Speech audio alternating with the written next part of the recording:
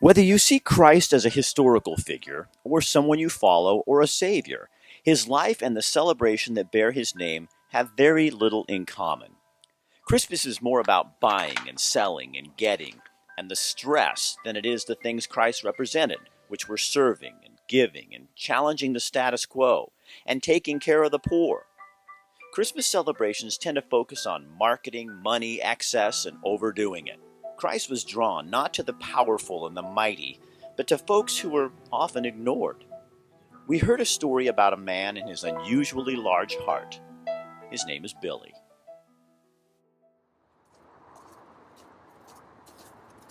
So you must be Billy. Yeah. Hey, Billy. How you doing? No, thanks for meeting me. I appreciate it. So tell me what happened when you met these people. It was Well, right here, right? Yeah, I was right over here on the other side of the bushes here. I was sitting on a table, and they were out here just laying in the grass sleeping.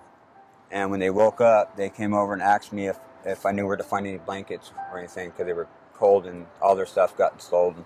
And at that time, I didn't know of any place that was open. So I thought, well, I got some sleeping bags at home in the shed that just sitting there. And so I went and got some food, some sandwiches and some chips and some drinks, and I brought it back to them. Why'd you do that? It's kindness in my heart. I just felt sorry for them. I don't have a lot myself, but what I do have, I don't mind giving it if I haven't.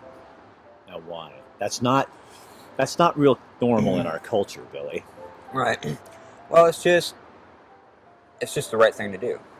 You know, it's not about me.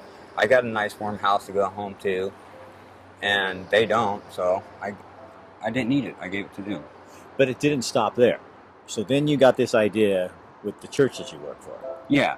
I got together with my church, Willamette Christian Center, and talked to Bill Randall, and through November to December, we did a drive. We collected 45 sleeping bags, and we took it downtown to First Christian Center, and we donated it to them, and just in the nick of time, too. 45 sleeping bags. Yeah. Sleeping bags aren't cheap. No. So how do more people get to be like what you're like? It seems like we all want to collect and gather more and more and more. And here you're a guy, and you say you're of simple means, so you don't have a ton of stuff in your life, and you just don't care? No, I don't care. I mean, if I have it and I'm not using it at the time, they could use it. Why not? Just give it to them. So where does that come from? Probably just uprising. I mean, I was brought up in the family that had, that didn't have a lot. And so I guess if you don't have a lot, you don't mind sharing it because you're used not to having a lot. Would you describe your life as tough? Yeah, my life's been tough.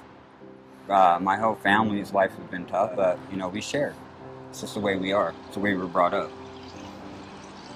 So what's tough? Explain what tough is to me, could you? Live check to paycheck, don't always have food in the house, going to food boxes, getting food out, from the food places and stuff like that. And that's how you live? Right. That's normal for you? That's normal.